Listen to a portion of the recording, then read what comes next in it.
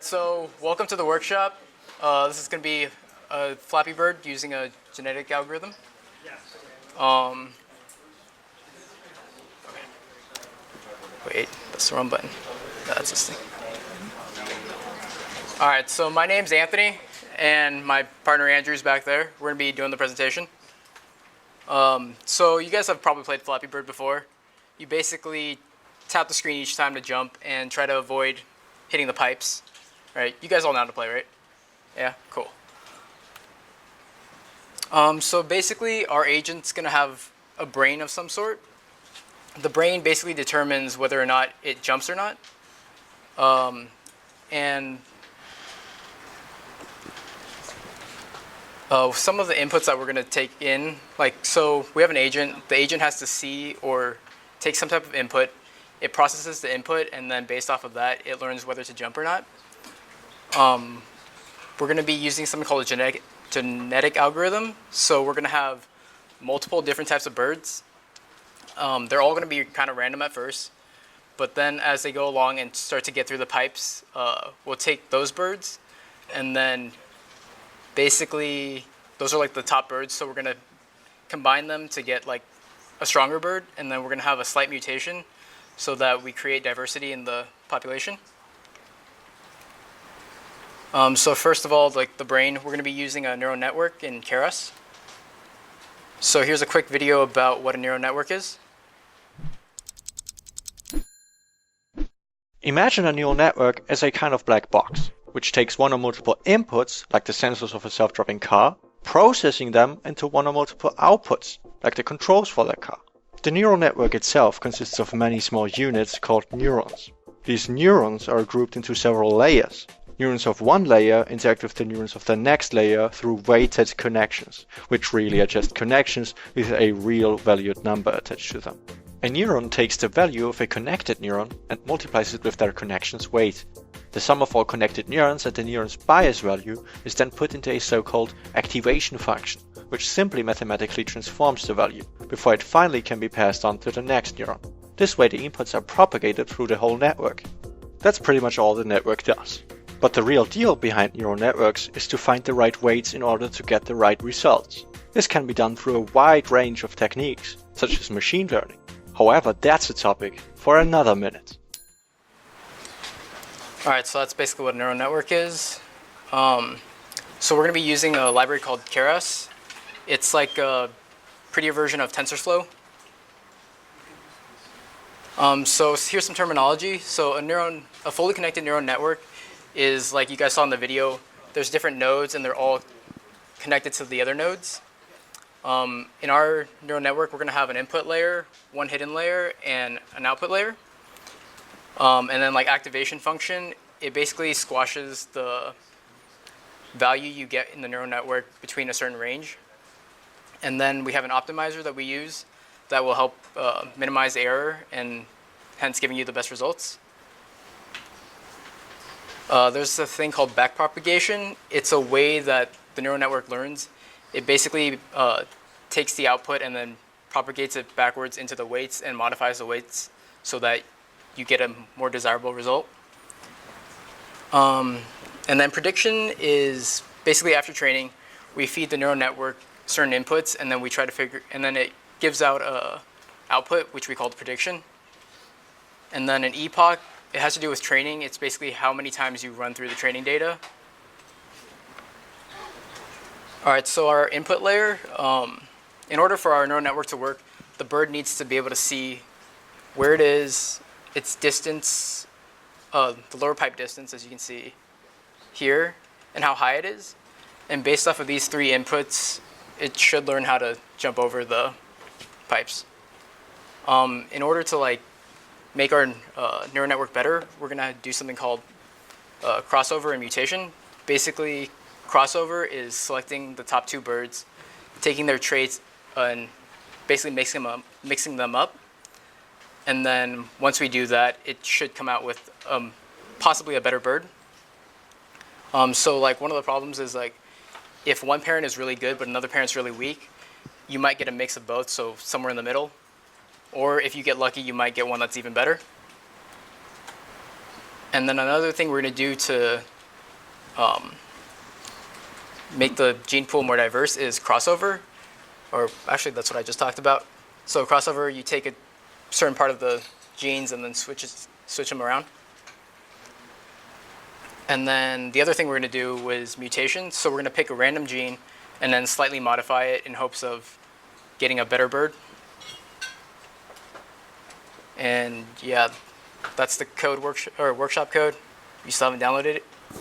And yeah, Andrew will be presenting the code now. Okay. If anybody needs help, then raise your hand. How does this work?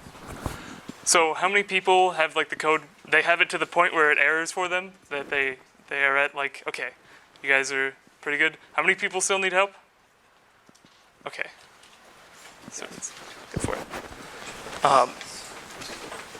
How many people haven't worked with command line before? Because we had to do that for this. Anyone? Okay, that's a really well-educated group. Nice. Okay.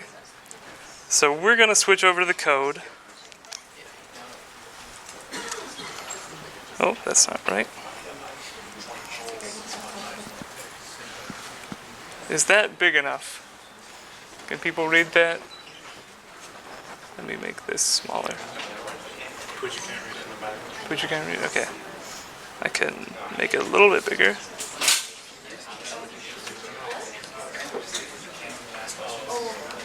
How is that? Is that a good size? Okay. So the first thing we have to do is make our brain. Like, this is the thing that gets our actions. So we have a little brain in a jar. It's going to be given the three things we were talking about earlier. The height away from the pipe, or the height from the bottom of the pipe, the height away from the pipe, and what is the third one?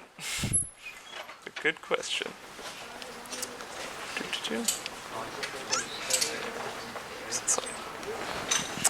And it's height from the ground. So, to do that, we're going to make a neural network with an input layer of size 3. So, in Keras, when you're making a new model, you start out with make a sequential model. This is just a model that you can keep adding layers onto the end, and you will get a model at the end.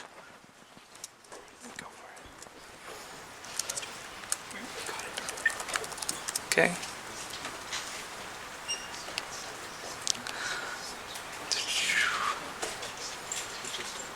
Okay.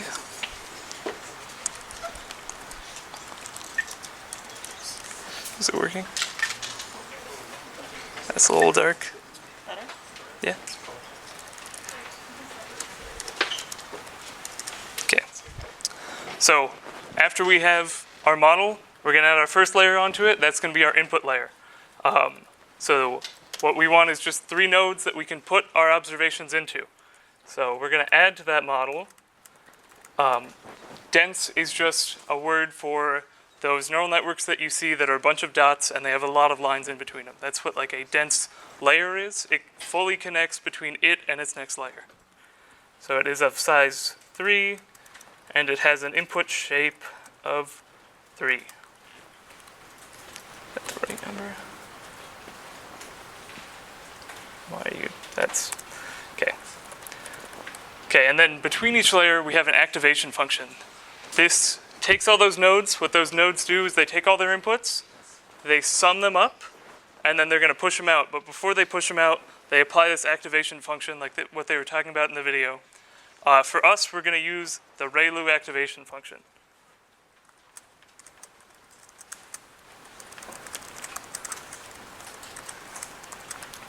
And the ReLU activation function is just a function that for anything that is negative, it goes to 0. And then for anything positive, it's linear. So it just looks like that. That just means that we don't get negative outputs from each of our nodes. So, got it. That's why that is giving me an error. It's that the input shape is equal to 3. So next we're going to add one of our layers in the middle. We like to call those hidden layers. So pretty much arbitrarily, we're going to make this of size 7, and it's just to give the brain some room to like actually learn.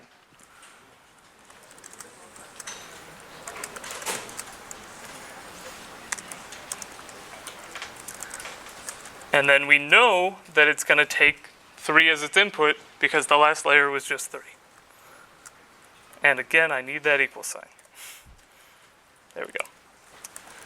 And we're going to add another ReLU activation on that one.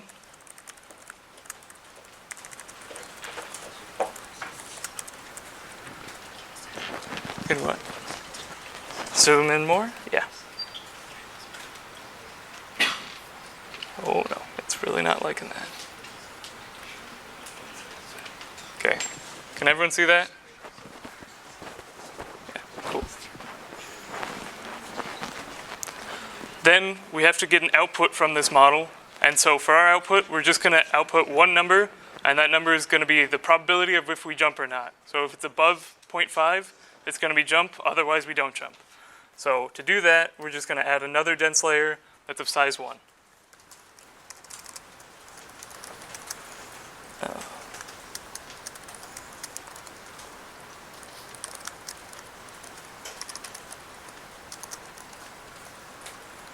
Okay. And then at the end, we have this problem that we want a number that's easy to deal with in probability. So the ReLU will not give us an easy to deal with probability number. It will only give us a huge positive number, 0. So we're going to use a different activation function called sigmoid. Sigmoid is a little different. What it looks like is this, and it squashes everything between 0 and 1. So it is very easy to deal with probabilities. So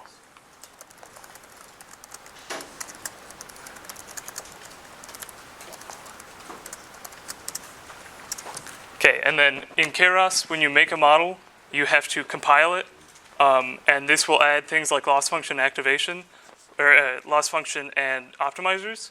We're not going to use those in this, so this line you can just write and ignore.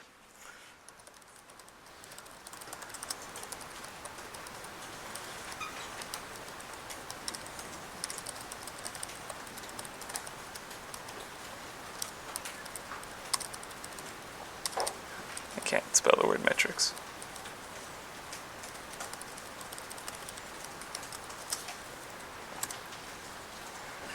Okay, and then since this is a function, we're going to return that model.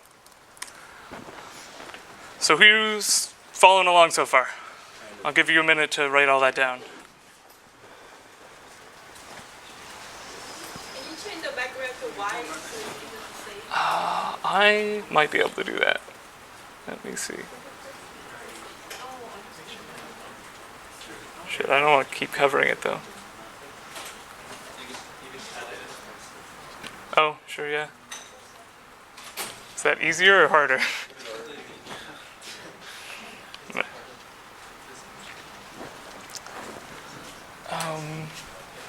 I can also zoom in a little bit more. But then I'm going to get the metrics off the screen.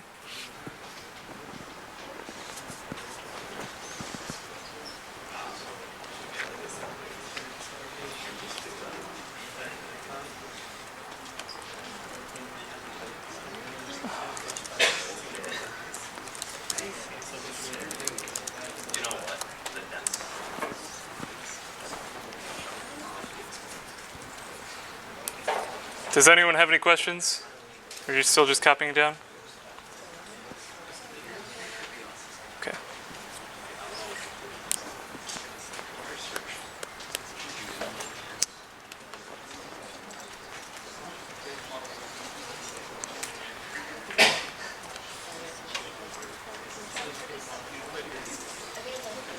Oh, where are you?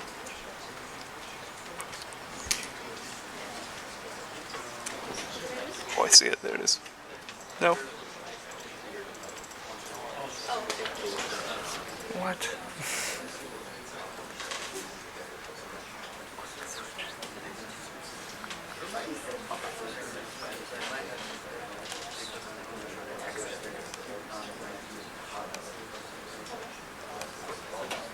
There we go. Hopefully that helps.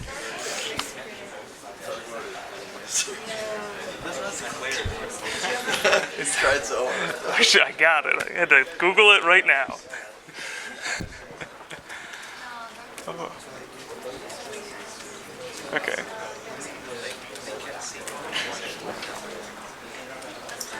like a lot of people are still typing. Is this the only function that you filled in? No, there's going to be a couple more that we have to fill in. I mean, is this the one that you just started with us, right? Yeah, this is the first one.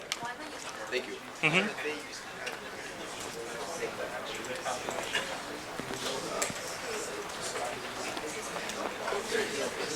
Good shit.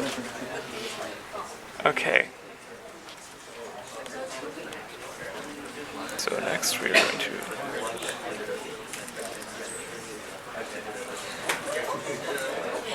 Yeah. What just happened? So if you want Okay, to okay. comment something to see if you understood it, if not, just explain it. Okay, that makes sense. Okay, does everyone understand what's happened up until now? Does anyone have questions? What is your question?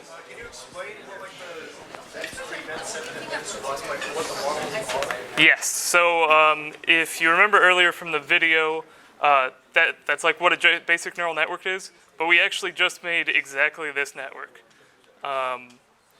So we have 3 input, then 7, and then 1. But what those are is they're nodes in this neural network, and what the neural network does is it takes in 3 numbers on the inside on the first layer, and then each one of those lines represents another number that it gets multiplied by, and then so all those numbers go to the middle nodes, and they're summed up, and then the activation is applied to them, and they're pushed out to the next one, and on that final one we get this probability from this activation function. And that's how you get like your answer from your brain, if that makes sense. Yes? So by writing input shape 3 comma, you're saying all of those nodes have 3 connections? I'm saying we write the circles, and then, so like 3 comma means that there are 3 of the dots on the left. And then when you say input shape is equal to 3 comma on the second row, it says that I need a mapping from 3 nodes to 7 nodes. Go for it. How do you know, like, how many neurons in the middle? Or is it just trial and error? It's pretty much trial and error. So like some researchers will say there's an art to it, but it's really like you want to see how big your problem is. Our problem is very small, so we just chose a small number of neurons. Okay, go for it. ReLU, it means rectified linear unit. It's like an anagram or an acronym, but it refers to this activation function where anything that comes into it that's less than 0 gets turned into 0, and then anything greater is just linear. It's just its value. Okay, so anything towards 0 just hits 0. Other than that, it just goes linear. Yeah. So like if I had like what? It's like a limit. Yeah. But you can do different things to it. Like you can use this one instead of ReLU, and that will give you a different output. That's a sigmoid, right? Yeah, this is sigmoid. Okay, and let's go for it. So, for like the third dense function that you wrote, I was wondering why you had the input shape set to this one. That is a mistake. You are correct. Can you repeat the questions? Okay. He was wondering why I had input shape to 1 on the last layer. It was a mistake. It should be 7 because you're taking from the last layer. So what if you want different nodes or different connections for each node? If you don't want every node to connect to every other node, there's 2 ways you can do that. You can use TensorFlow and be very exact, or you could just zero them out because having a connection that's 0 is the same as not having the connection. Okay. Bias needed here or no? It will learn bias. Keras takes care of that for you. Oh, Keras. The same way it's taking care of all the lines. Go for it. So her question was, how do we decide the inputs versus the outputs? On the inputs, we know how many things we're going to get from Flappy Bird. We're going to get the height from the floor, the height from the pipe, and how far away from the pipe we are. So that's how we know our input on that side. And then in the middle, it's just on your own, like how many do I think I need? That's more of like how much computational power do you have? And then on the output, we want to get an action. And the action here is just jump or not. So you could even have that be 2 nodes. We chose to make it 1 just for simplicity. Okay. I think, are we good to move on? Yes, one last question. Go for it. Why is it that we're tapering it to 1? To 1, so we want to do an action of jumping or not jumping. Oh, so just like on and on. Okay. Basically, we take if it's greater than 50% likely that we're going to jump, we jump. That's like a way to think about it. Okay, so moving on, we now have our brain in the tank. We want to take the observations and get actions out of the brain. So if you guys scroll down to there, predict action, we are going to do exactly that. One sec.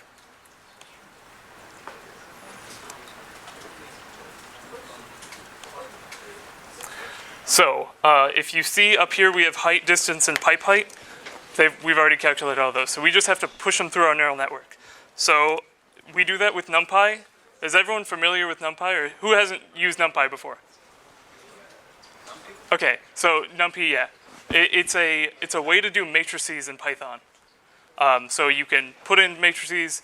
Keras likes it. TensorFlow likes it. I like it. So we're going to put all of our data into a NumPy array. So as array.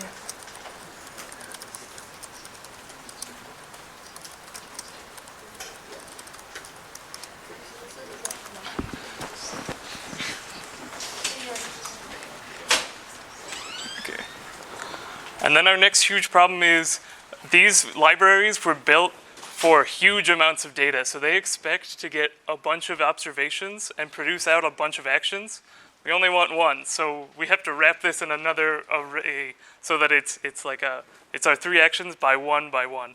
It's a little weird, but you can just write this next line. At least 2D.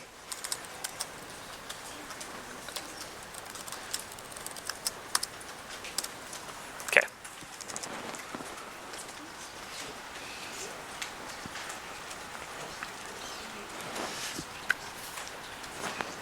Cool, so now we're going to ask our neural network, if I have this input, what's the output? So we're going to do output probability. I didn't explain this super well because we've made 50 birds. So when we made our create model, what we did in the back end was we put a brain in every bird, and all of these birds are stored in current pool. So current pool sub model num is just our current bird. So to get what it thinks the correct action is, we index that array, and then we're going to do .predict, not inside of this. So .predict is Keras' way of pushing it through the neural network. So we're going to predict on neural input, and we only have one thing we're putting into it. And then since it expected an array of things in, it's also going to give us an array of things out. So we just want the first one, so that's sub-0. That's almost off the screen. But hopefully you guys get that. Of the output array. So it expected the at least 2D thing, means that we put it into a bigger array, and now it's giving us back that same sized array, but we only care about one action. Yeah. Is that good?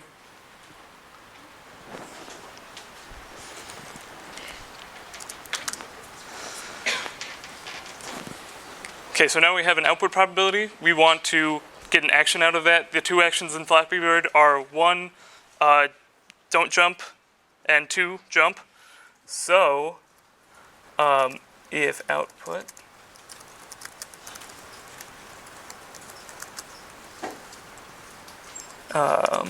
is less than or equal to, 5.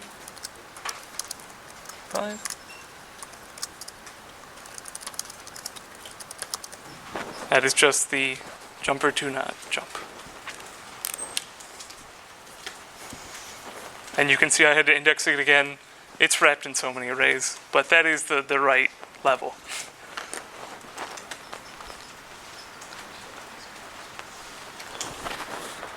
Would return to also just be false? Or true? Or It's taking in the actual number. So in Flappy Bird, in like our environment, 1 is don't jump, 2 is jump. oh, okay. Within the code? Mm-hmm. Okay. Yes. Is there some sort of intuitive reason, like why you decided to index it only once when you said input probability equal to whatever the output was from there, and then index it again when you're calling that variable. No, you can do that anyway. It's just like when you deal with TensorFlow, you have a lot of arrays, and so it's like, oh, I got this error message. I should probably put another index. That's generally how you do it.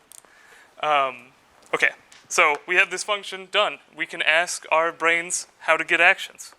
So let's go down to the next to do. This is now the genetic part, the fun part. So we want to take two birds that have done very well in the environment, and cross them over. So we want to get a little bit of their genes in the other ones and make children from them. So this is going to be done by taking their weights, their brains, and just taking a part out, putting it in the other one, swapping them. So let's get the code to do that. So again, we have this global pool, which is a global, and that is just all of our birds. And we have earlier calculated which birds are the best. So parent 1 and parent 2 are the two best birds in this generation.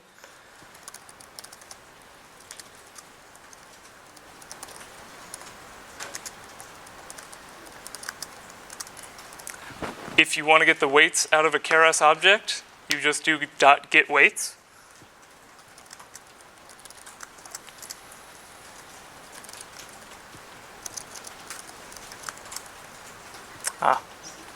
This should not say global pool.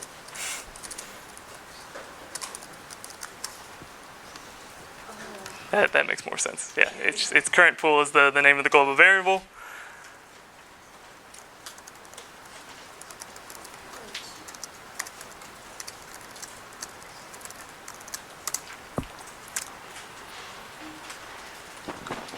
And since we're going to do some swapping, we're going to make temporary variables so that we don't lose them. So we're just going to do new weight 1 is equal to weight 1. Same thing with weight 2.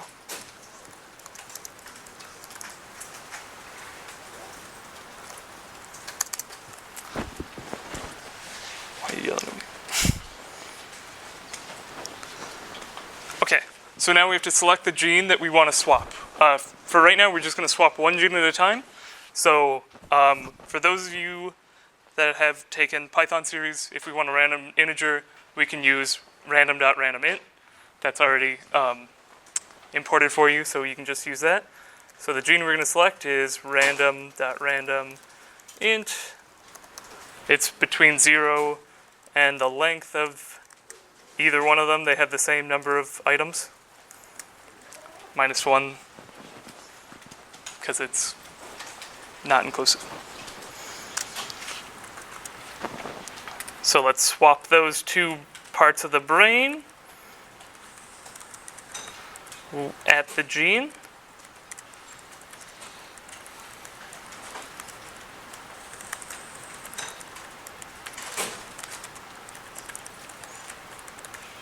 So weight 1 gene is getting weight 2's gene, weight 2 is getting weight 1's. And we're just going to return these as a NumPy array.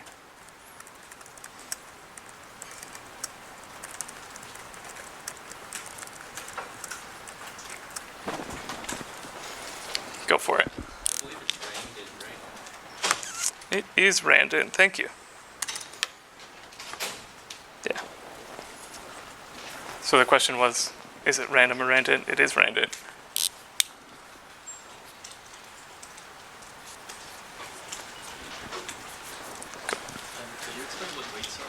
Yeah, so in your neural network, each one of those lines that you see in one of these drawings, each of those represents a weight. So what we're doing is we're looking at all of these, and we're stealing one out and putting it into the other one. Sorry, I will bring back up the code. Yes? So does this crossover function only swap one gene, not like half and... No, it just swaps for one. We do it a lot of times. So, and especially over epochs, like, you don't want to change too much because one bird could have learned to be very good by using like the top half of its things to jump at the right time. And so, yeah, swapping one seems to work very well. Okay. Is everyone... How many people still need time on this slide? Or like this area? Cool.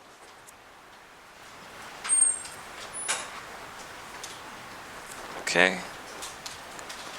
We all good? No, a little bit more time? Okay, okay. Does there anyone have any questions about like why this works? How this is cool? Because it is. Explain what global current pool. Current pool is our birds. So we put them all into the current pool and we can access them everywhere so that we can get like their brains and like crossover stuff like this. Okay, I think we're gonna move down. And in this one, we're gonna do mutation, which is a fun part of biology. This is actually the workhorse in this demonstration. Mutation is kind of what makes our birds work. Crossover is nice, but mutation leads to possibilities for better birds. So to do mutation, we're going to loop over all of it, all the weights in each bird.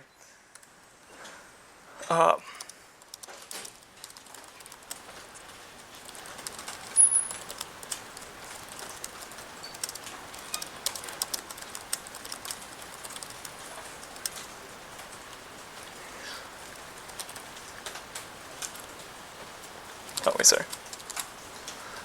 So we have to select if we're going to mutate or not. We found that about 15% mutation was a good rate. So this will mutate at about 15%.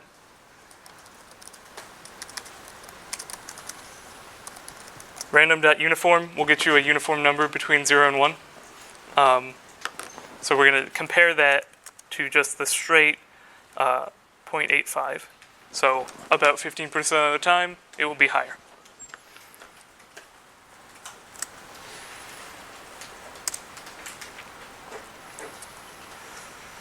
And then, so now we want to change this specific gene by a little bit. And so again, we're going to use random.uniform. But we're only going to go between negative 0.5 and positive 0.5. Because if you go too big, it will trick the bird into always thinking it should jump, or too small. So we want to gradually get places by having ones that mutate in the right direction breed more often. And then we're just going to return these weights.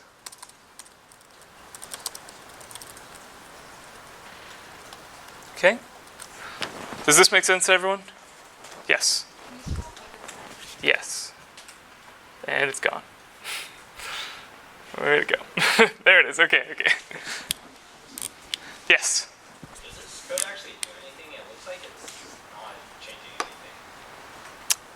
It's very fair. It's because I forgot to add this bit. So we changed that specific weight. Nice. Thank you. Also, Mm-hmm. the J should be like length weight of I, right? If you're looking through a 2D. Yes, it should. There we go. Also, yes, Monish. What is generation? Oh. We added this in case you want to do something more in depth. We could have added a decaying exploration rate. So in some areas of RL, you want to explore more in the beginning and then decay to no exploration. We wanted the ability to do that. We figured for the tutorial it would be better if we didn't.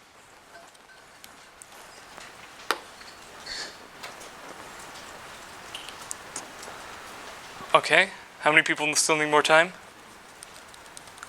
Okay, cool. So, and then we have, I think, one more, which is when the game is over and show game over screen, there is one more to do. And that to do is just going to be using all the things we've just built. So, let me find it. Okay. So we've already figured out what the parents are. So they're in parent 1 and parent 2. So we got to cross over those weights. Did I? Yeah. And we're going to use that function we just wrote called model crossover. Parent 1, parent 2, hopefully I can spell. And this is inside the loop. So to make 50 new birds. We're going to 25 times take the best parents and do a little bit to them.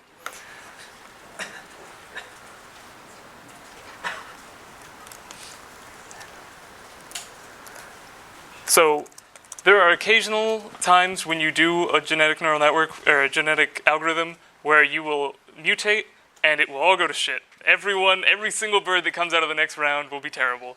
So to change that, or to mitigate that a little bit, we added this bit where if no one was better than the previous best round, we just make one of the parents the best parent from the previous round.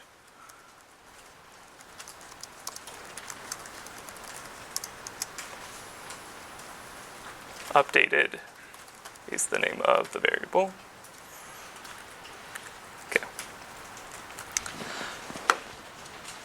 Okay, next thing we have to do is mutate. So we've already written the functions to mutate, we just have to actually do it. So we will mutate the first one.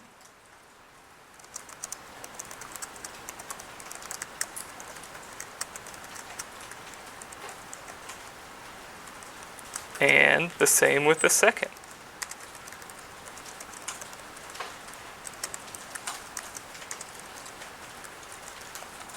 Tab completion is your friend.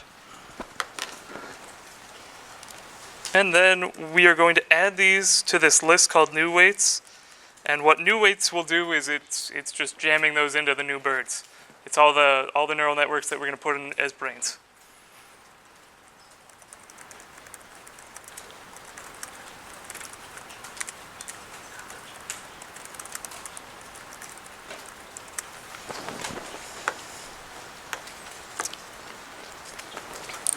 Okay, does this make sense? This is just calling functions. And 99%, this is not going to work because I just wrote it. But we will see. Make sure you save. And let's... Does everyone have this down? Yeah? Okay. I'll wait another second.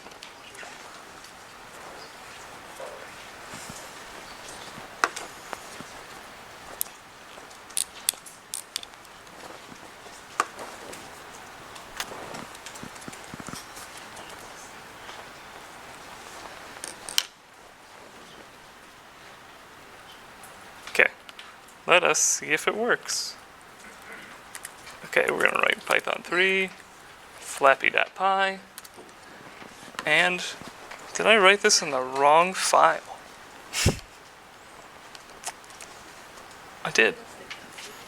Okay, so we're going to go to the file that I actually wrote it in.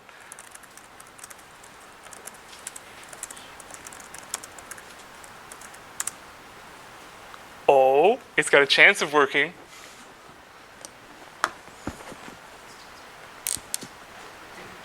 Smaller chance.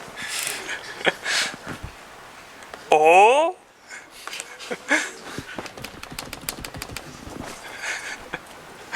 Okay.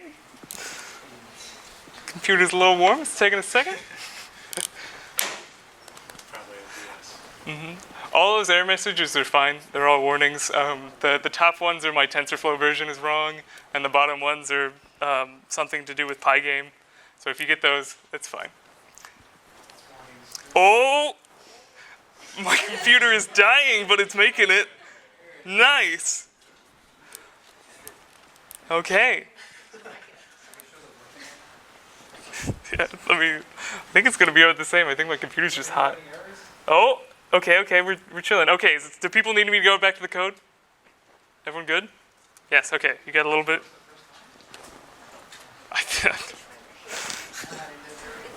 That's never happened before. So did you just let it run? Yeah, you just let it run and it will slowly get better over time. And does it always start from scratch when you rerun the program? We added something so you cannot start from scratch, but I'm not even... Option, right? It's an option. If you look at the top of the file, it's like load from file. Just like uncommented or something? You just set it to true. Okay. So it's not auto rerun, it's you have to No, this will auto rerun and get better. His question was, if you stop the program, will it keep all the weights?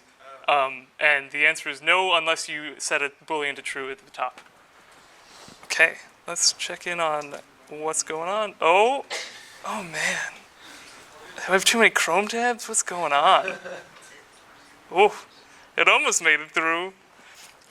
Usually around 28 is like a good time that it gets all right. It's almost through that first one. It really wants it. So the top number is How many? types it goes past. 0. So each new iteration are the children, like the offspring of like the previous two best parents. Yeah. Oh, we got one. Try turning off OBS. Oh, that's probably what it is. But OBS is capturing all this beautiful Flappy Bird. Oh! What's OBS? OBS is our screen recording software, so this is going to be available online. Okay. Does anyone have any questions? Look at that one, he made it up. So wait, so when we CD into Flappy Bird, the directory, is that where we open up Python? Yeah, that's where you want to run your Python. It's going. Iteration 8? Yes. Yes, I can. Model. Okay. Here is the model crossover function. Yes. I think in the code you only measure the distance from the bottom, but what about the top part? Was that accounted or? No, it's not. It's just the bottom of the pipe, but it's a fixed size. Yeah. Sorry. How can I answer? The create model function? Yes.